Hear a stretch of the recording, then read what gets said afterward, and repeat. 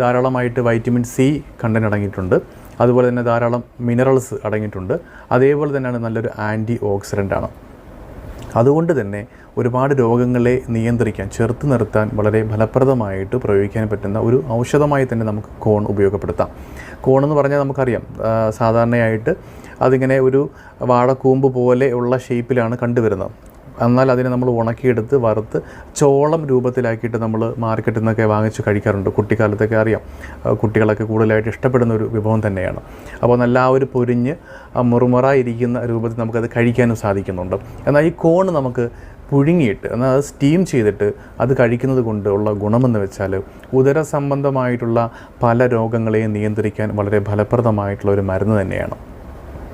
ഉദര സംബന്ധമായിട്ടെന്ന് പറയുമ്പോൾ gastric issues, അതുപോലെ തന്നെയാണ് പുളിച്ച് തികട്ടൽ പ്രോബ്ലം, അതുപോലെ കോൺസ്റ്റിപ്പേഷൻ. അത് മാത്രമല്ല ഇതിൻ്റെ ഒരു പരിണിത ഫലമായിട്ട് സാധാരണ പൈൽസ്